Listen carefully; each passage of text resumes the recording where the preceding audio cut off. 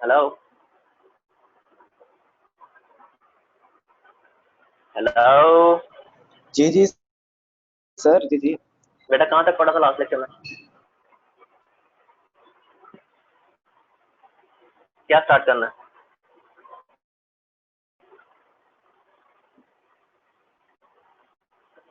मेरी आवाज नहीं आ रही?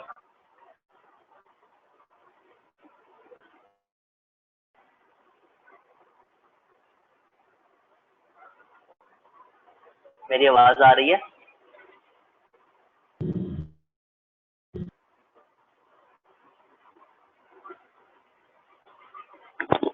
हेलो।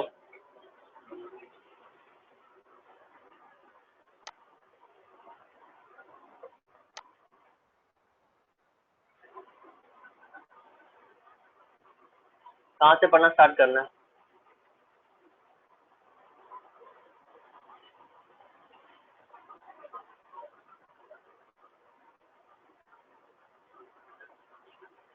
मार्केट इक्विलिब्रियम सर जी। पढ़ लिया था? पता नहीं, अभी देख रहा हूँ। देखो, देख के बताओ।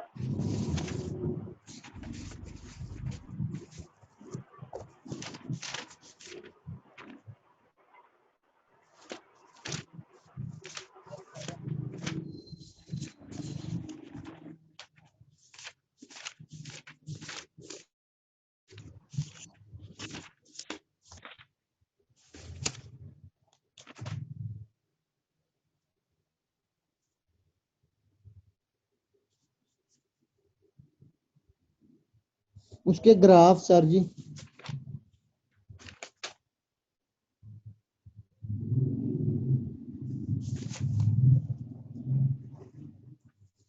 सर सुनते भी नहीं।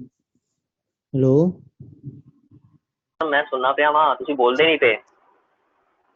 और सर जी उसके ग्राफ से आज शुरू करने हैं। मैं इलास्टिसिटी नहीं पढ़ा रहा था तुम लोगों को? इलास्टिसिटी बढ़ा रहे थे मेरा ख्याल है उसके। Market equilibrium market. तो पूरा चैप्टर हो गया, वैसे वाई दो चार चीजों के, इलास्टिसिटी विद इक्विलिब्रियम से। जी सर। और कोई नहीं बैठा यहाँ पर, जो जो बैठा है अपना जरा यस का बटन दबा कर ना अपनी प्रेजेंट को शो तो करे। 1 मिनट दबा, अभी नहीं, अब दबाइए। अब दबाइए। अब दबाइए।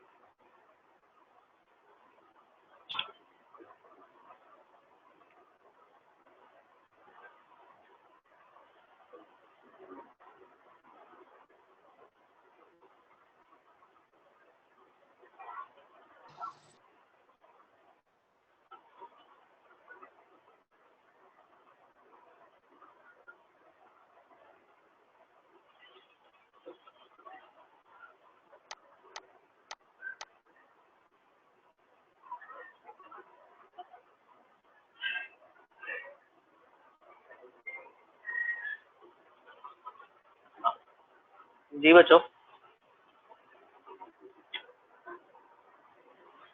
यार अगर अप्लाई नहीं करना ना, मैं सबकी एब्सेंट लगाता हूँ और उठ के चला जाता हूँ। सर हम ना इलास्टिसिटी पढ़े थे, elasticity of demand, elasticity of supply, ये हम लास्ट टॉपिक पढ़ा था। कहाँ तक पढ़ा था? आपने इलास्टिसिटी की डेफिनेशन बताई थी, उसके बाद फिर ना इलास्टिसिटी ऑफ डिमांड और सप्लाई के बारे में बताया। बेटा मैं क्रॉस इलास्टिसिटी कैलकुलेट करना सिखाई थी कि नहीं सिखाई थी? भूल गए हो? आर्क इलास्टिसिटी बताई थी कि नहीं बताई थी? जी सर। चैप्टर देख के बताओ उसमें क्या रह गया। मेरे हिसाब से उसमें कुछ भी नहीं रह गया उस चैप्टर में। मेरे हिसाब से इलास्टिसिटी वाला चैप्टर पूरा है, हो गया है। सर मैंने तो लास्ट जो नोट किया वो इलास्टिसिटी ऑफ सप्लाई और डिमांड, ये नोट किया बस। और कोई बोलेगा यहाँ पे? जी सर क्या बोला? कहाँ तक पढ़ा था? मेरे हिसाब से इलास्टिसिटी वाला चैप्टर पूरा करवाया हुआ है मैंने आपको। पता नहीं सर, मैं तो मार्केट इक्विलिब्रियम में फंसा हुआ हूँ।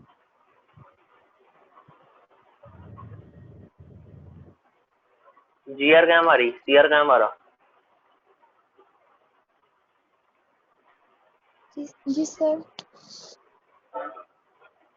बेटा मैं कुछ सवाल पूछ रहा हूँ, बोल क्यों नहीं रहे, जवाब क्यों सर नहीं दे रहे? मैंने ठीक बताया, आपने इलास्टिसिटी लास्ट पढ़ाया था, डिमांड और सप्लाई की इलास्टिसिटी पढ़ा रहे थे आप।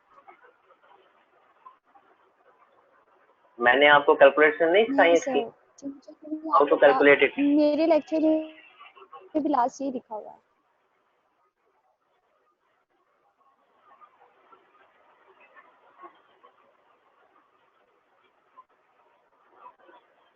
मेरे पास जो फोटो है ना, जो मैंने सीआरजीआर को व्हाट्सएप की हुई है, ठीक है, वो एक सवाल है इलास्टिसिटी को कैलकुलेट करने का। तो इसका मतलब मैं पढ़ाऊंगा तो कैलकुलेशन के लिए दूंगा ना बेटा, क्या ख्याल है? जी सर।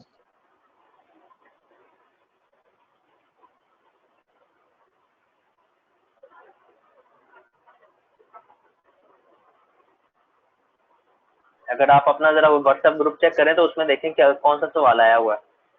जी सर, मैं देख रही हूँ।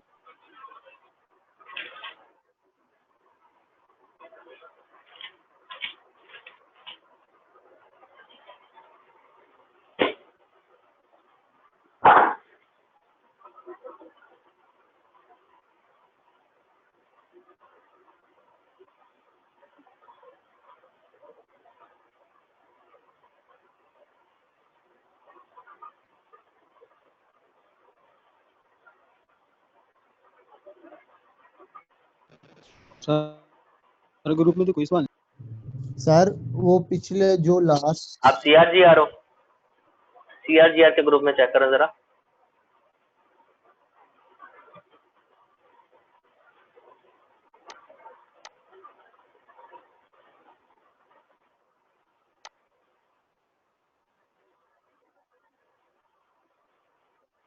आपको मेरा व्हाट्सएप अलग अलग है?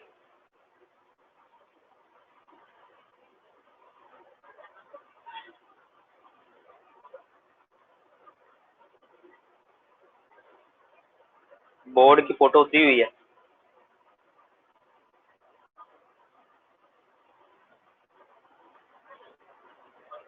एनीवे चलो,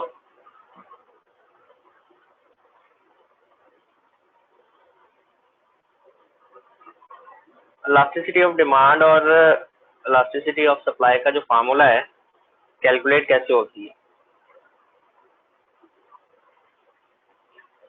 इलास्टिसिटी कैलकुलेट करने के दो तरीके हैं, एक है परसेंटेज मेथड, दूसरा है मिड पॉइंट मेथड। ठीक है, अब इलास्टिसिटी की डेफिनेशन क्या थी कि डिपेंडेंट वेरिएबल में कितना चेंज आता है because of independent variable. Okay, the sensitivity of the change in dependent variable due to the independent variable is called elasticity. इसको मेजर करने के लिए मैंने आपको बताया था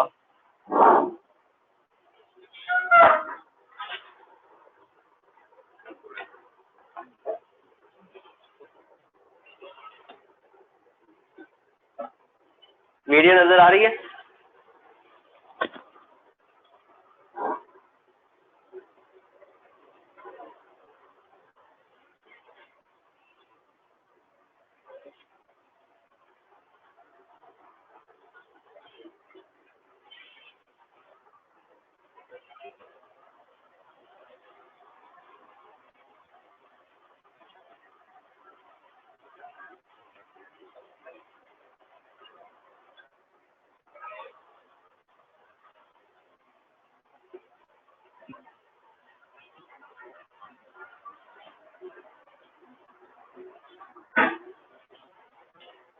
चेंज का फार्मूला आपको वीडियो नजर आ रही है?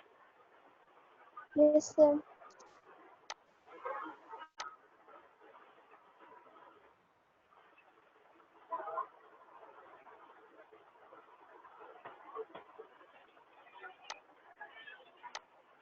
किसी भी चीज में चेंज मालूम करना है तो उसका फार्मूला होता है new value minus old value divided bye, ये परसेंटेज चेंज की बात कर रहा हूँ, ओल्ड वैल्यू। ठीक है, अब मैंने आपको ये भी बताया था कि हमें क्या करना पड़ेगा जब भी हमने चेंज इन डिपेंडेंट वेरिएबल मालूम करना है।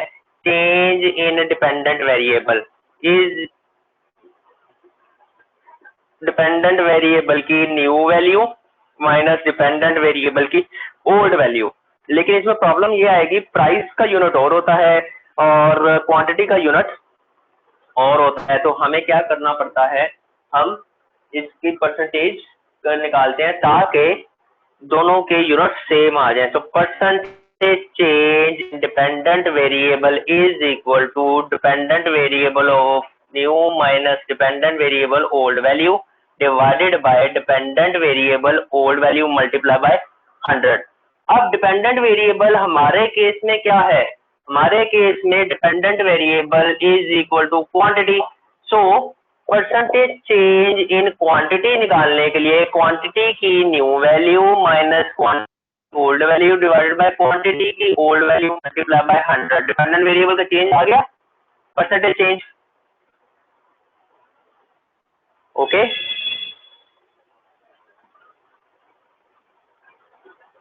ओके,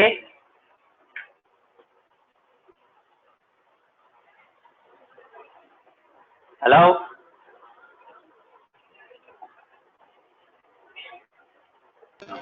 सर ये फार्मूला नीचे वाला रिपीट कीजिएगा नीचे।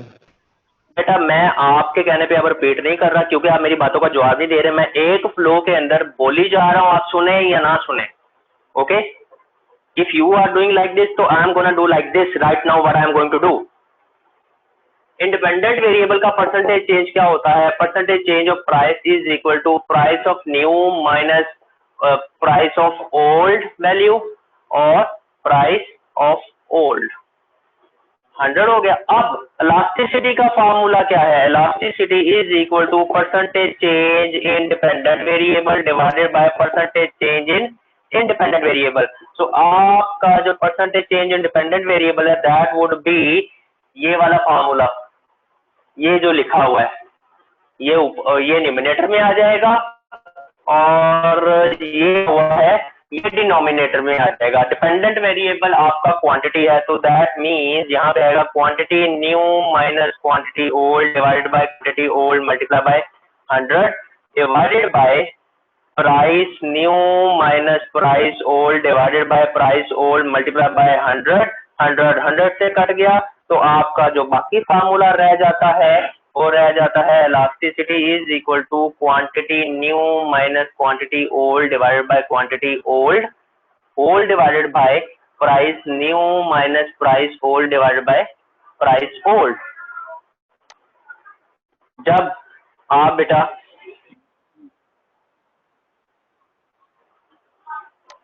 जब आप ये बात करते हैं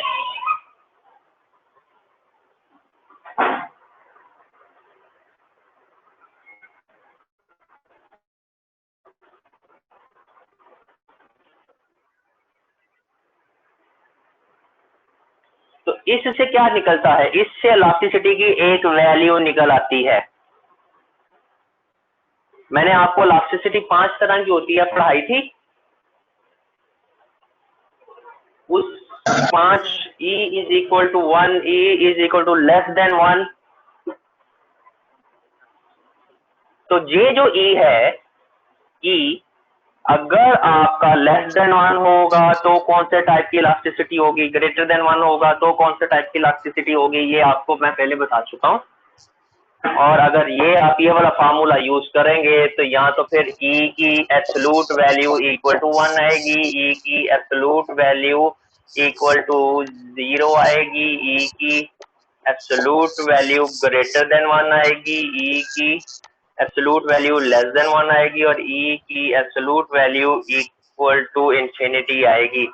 अगर आप ये वाला फार्मूला डालते हैं, चाहे वो डिमांड की क्वांटिटी डिमांडेड का क्वांटिटी हो या क्वांटिटी सप्लाई वाली क्वांटिटी हो, तो वो जो जवाब आएगा इस फार्मूले का, E को एब्सोल्यूट करने का मतलब है कि नेगेटिव साइन कट जाता है वैल्यू के साथ, ठीक है। फिर पीछे क्या रह जाता है, सिर्फ और सिर्फ वैल्यू रह जाती है। अगर वो इक्वल टू 1 है तो it means it's unitary elastic, अगर वो 0 है तो वो बेसिकली या तो परफेक्टली इलास्टिक होगी या परफेक्टली इन इलास्टिक होगी। आप बताइए क्या होगी।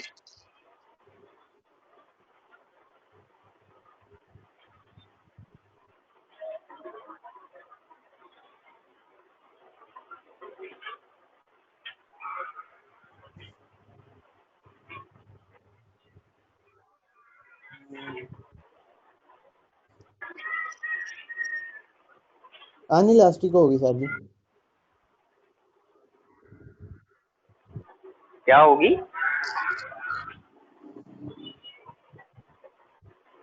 क्या होगी? अनइलास्टिक होगी क्योंकि वो मेरा ख्याल है हाँ, बेटा बिल्कुल ही तो अनइलास्टिक ना नहीं होता, इन इलास्टिक होता है, इन इलास्टिक होता है, अनइलास्टिक कोई नाम नहीं है। तो अगर ये इक्वल टू 0 है तो ये क्या कहलाएगी, परफेक्टली इन इलास्टिक। ये आंसर आपका आया तो उसकी इलास्टिसिटी परफेक्टली इन इलास्टिक हो जाएगी। अगर ये ग्रेटर देन 1 है तो ये इलास्टिक होगी, ये इन इलास्टिक होगी और ये परफेक्टली इलास्टिक होगी। अब आपने जवाब देखकर बता देना है कि इसकी क्वांटिटी की इलास्टिसिटी क्या है। अब अगर आप क्वांटिटी डिमांडेड यूज कर रहे हैं तो यहाँ पे क्वांटिटी डिमांडेड की वैल्यूज यूज कीजिएगा। अगर आप क्वांटिटी सप्लाई कर रहे हैं तो यहाँ पे क्वांटिटी सप्लाई की वैल्यू यूज कीजिएगा। ये जो फार्मूला मैंने लिख के दिया है ये बेसिकली फार्मूला है परसेंटेज मेथड का, कि इलास्टिसिटी कैसे कैलकुलेट होती है परसेंटेज मेथड से। क्लियर? सर ये यू ही की नहीं समझ आई। Unitary elastic,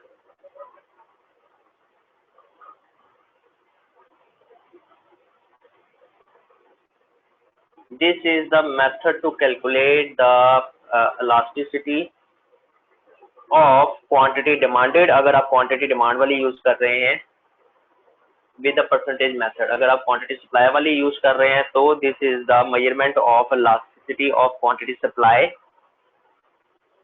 using percentage method। clear?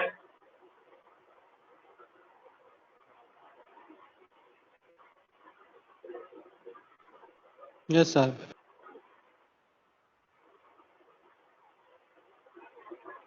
अब अगर आप मिड पॉइंट मेथड में जाते हैं तो ये देखिए, ये फार्मूला जो लिखा है ये डिनोमिनेटर में एक ही वैल्यू है ना, old value of quantity and old value of price.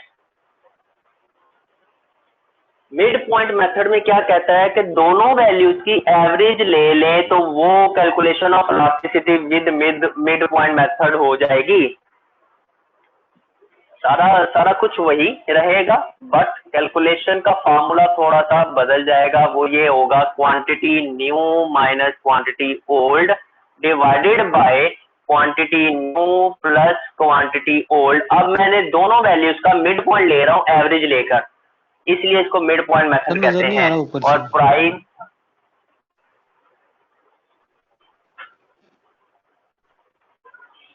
Price new minus price old divided by price new plus price old divided bye 2। ये डिवाइडेड बाय 2 करने से फायदा क्या हुआ, पहले वाले मेथड में परसेंटेज मेथड में ये जो नीचे लिखवाया था मैंने, इसमें हम क्या कर रहे थे, सिर्फ ओल्ड वैल्यू ही ले रहे थे, सिर्फ एक ही वैल्यू से इनका परसेंटेज कैलकुलेट कर रहे थे। अब हमने क्या किया है कि हमने दो वैल्यूज है क्वांटिटी की, दो वैल्यूज है प्राइस की, दोनों का मिड पॉइंट लेना हो तो कैसे ले सकते हैं, किसी दो वैल्यूज का मिड पॉइंट लेना हो तो कैसे ले सकते हैं, डिवाइडेड बाय 2 पे दोनों को एवरेज ही है। प्लस कर दोनों को जमा करो, और प्लस करके डिवाइड बाय 2 करो। सही है। अब मैं क्या कर रहा हूँ, सही है, फार्मूला चेंज को समझ नहीं आ उनके रही। मिड पॉइंट पर, कौन सा, ये नीचे वाला Q N minus Q naught over क्या लिखा है, क्यू ओल्ड, क्यू ओल्ड, फिर hold divided by P new minus P old divided by P old. ठीक, ओके सर। अगर इसको मैं मिड पॉइंट में बदलना चाहूंगा तो फार्मूला ये वाला बन जाएगा। अब डाटा वही है, दो फार्मूले हैं कैलकुलेट करने के लिए इलास्टिसिटी, वो दोनों आपके सामने हैं, ठीक है। और जो जवाब आएगा उसका एब्सोल्यूट करके हमने बताना होता है कि इलास्टिसिटी ऑफ, अगर क्वांटिटी डिमांडेड है तो हम कहेंगे elasticity of quantity demanded unitary elastic है, यहाँ पर परफेक्टली इलास्टिक है, या इलास्टिक है, depending on the answer of this formula. अब मैं आपको डाटा देता हूँ, आप जल्दी से सॉल्व करें इस एक सवाल को दोनों मेथड से।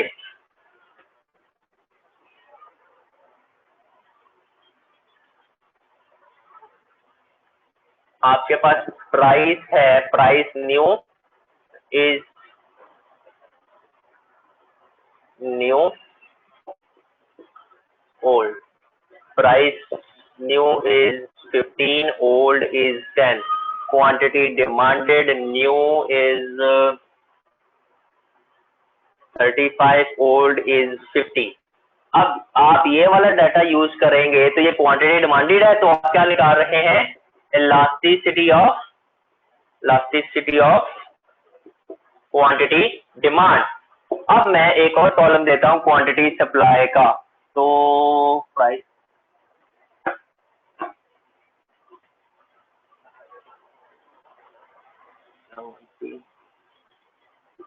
ये वाला डाटा और ये प्राइस जब यूज करेंगे तो आप बेसिकली कैलकुलेट करेंगे इलास्टिसिटी ऑफ क्वांटिटी सप्लाई। अब आपने दोनों फार्मूले से ये दोनों कैलकुलेट करके मुझे देनी है अभी, क्वांटिटी डिमांडेड भी और क्वांटिटी सप्लाई भी, सर ये with mid point method. 70 new है और 50 ओल्ड है। Thank you sir. पहले quantity elasticity of quantity demanded निकालें विद दोनों method, mid point and percentage, और फिर इलास्टिसिटी ऑफ क्वांटिटी सप्लाई निकालें विद दोनों मेथड। जल्दी करें, हरी अप।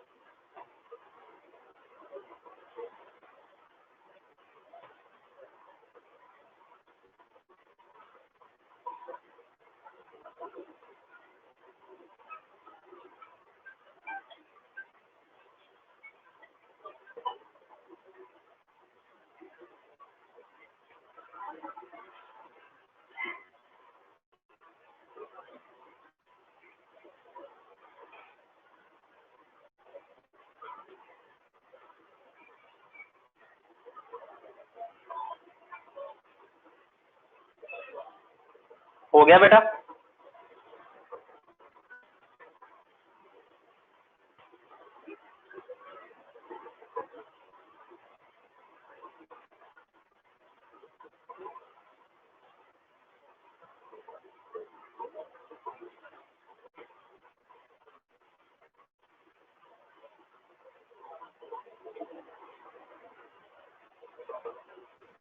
सर ऊपर वाले फार्मूले से निकालना था ना।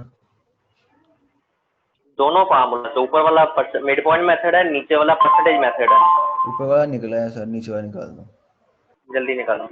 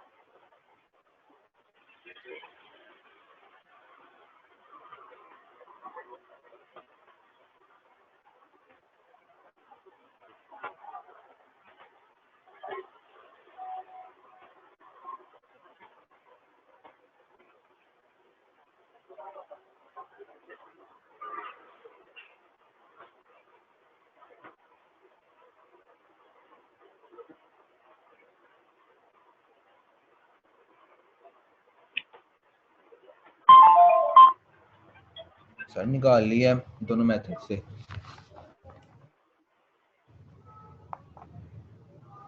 क्या क्या जवाब आए हैं? इलास्टिसिटी ऑफ किसकी निकाली है? सप्लाई की, डिमांड की?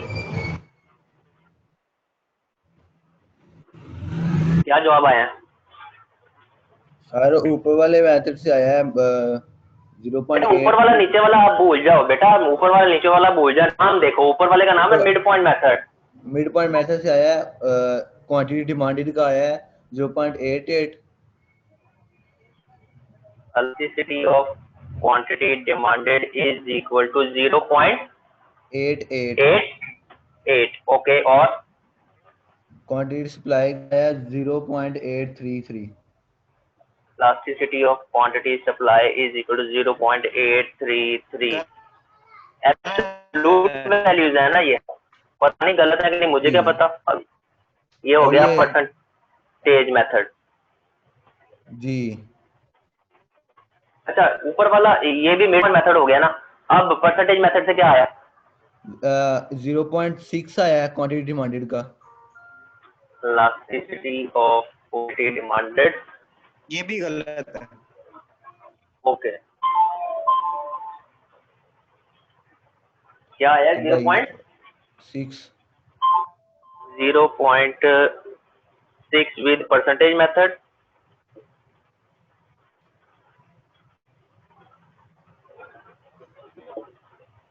और 0.8। 0.8 with सर हमारा कुछ समझ आ परसेंटेज रहा है। मेथड। आपका क्या आ रहा है?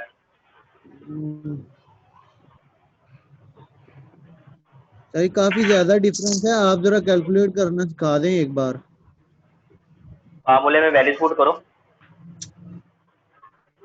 करवाओ वैल्यूज पुट। सर ये जो आंसर है माइनस में भी आ सकते हैं? नहीं, माइनस में करके एब्सोल्यूट लेना है बेटा। ये जो दो बार्स हैं ई के इर्द गिर्द, वो माइनस को इग्नोर करना है। एब्सोल्यूट वैल्यू का मतलब ये है। तो मेरा 1% आ रहा है क्वांटिटी डिमांडेड का इस पे इलास्टिक मेथड से। ये ठीक आया, यही आंसर आ रहा है। यस सर, मेरे भी यही आंसर है। जो ये भाई ने लिखवाया है, ये जो कह रहा है मेरा गलत आ रहा है, elasticity of quantity demanded percentage method से सॉल्व करवाया, इलास्टिसिटी ऑफ क्वांटिटी डिमांडेड पर। हाँ जी बेटा वैल्यू पुट करवाओ, जो कह रहा है जी गलत है। क्वांटिटी न्यू, ये बोलो बोलो। क्वांटिटी का 35 minus 50 35 minus 50 okay. Divided by 50। तो बेटा गलत तो आना है, ओल्ड वैल्यू लिखनी है न्यू वैल्यू लिखनी है? ओल्ड, सर ठीक है, डिवाइड बाय 50, ठीक है ठीक है ठीक है। आगे चलो जी। आगे। Price of new 15 minus 10 15 minus 10 divided by ये 10 10 ये आ माइनस जाएगा 15 माइनस 0.3 आ जाएगा ऊपर। ओए होए होए। Minus 0.3 divide by 0.5 okay. जी क्या जवाब आया? 0.3 डिवाइड बाय 0.5 0.6 0.6 माइनस के साथ आया ना, तो जब हम ई के इर्द गिर्द ये लगाते हैं तो 0.6 आता है। तुम्हारा 1 कैसे आ रहा है ये मुझे भी नहीं पता चला सर। बेटा? तुझे बड़ा कुछ नहीं पता चलेगा, स्पेशली किसी स्पेशल दिन में। पेपर में भी ऐसे होगा तो फिर क्या करोगे अली? अच्छा वैल्यूज निकल आएंगी आपकी सबकी, अब कैलकुलेट करना आ गया? जी सर आ गया। ओके बेटा, दो तरह की इलास्टिसिटी का आपके बुक में जिक्र किया गया, पॉइंट इलास्टिसिटी और आर्क इलास्टिसिटी। हम कितने पॉइंट यूज कर रहे हैं इलास्टिसिटी को कैलकुलेट करते हुए किसी भी वेरिएबल के? ये 1 और 2, नया और पुराना, कितने पॉइंट हो गए? 2 पॉइंट हो गए। और जब 2 पॉइंट को यूज करके उनकी एवरेजेस वगैरह यूज करके इलास्टिसिटी कैलकुलेट की जाती है तो उसको बोलते हैं आर्क इलास्टिसिटी। ठीक है, जो कि ये मेथड, ये वाले दोनों मेथड दो पॉइंट्स को यूज करते हैं, तो हम कहते हैं कि ये जो हम इलास्टिसिटी कैलकुलेट कर रहे हैं ये होती है आर्क इलास्टिसिटी। ये मैं मिटाने लगा हूं।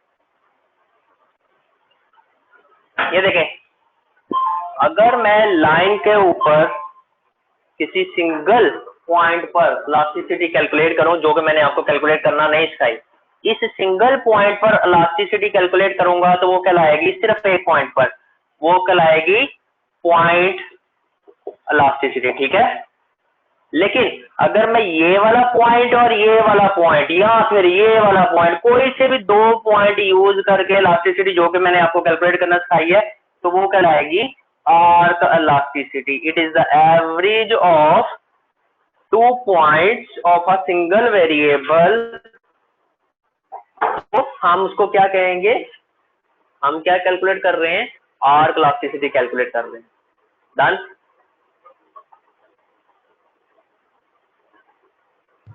Yes yes sir. Sir. Elasticity का जनरल फार्मूला क्या बन गया? Elasticity is equal to percentage change in dependent variable over percentage change in independent variable. यही बन गया ना?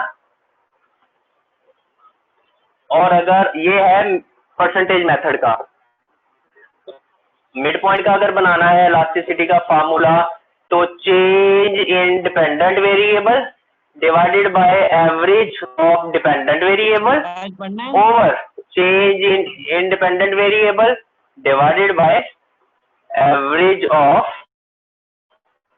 इंडिपेंडेंट। ये जो फार्मूला है ये है मिड पॉइंट मेथड का general formula. Mid point method का जनरल फार्मूला, ऊपर वाला है परसेंटेज मेथड का जनरल फार्मूला। अब आपका डिपेंडेंट वेरिएबल कोई भी हो और इंडिपेंडेंट वेरिएबल कोई भी हो, आप ये वाला फार्मूला याद रखें और वेरिएबल के साथ से पुट करते जाएं। Okay, done. Yes sir. Fine. Okay, sir. Fine.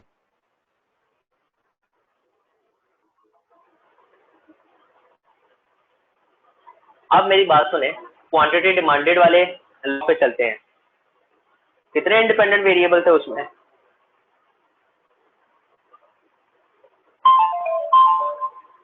है बेटा,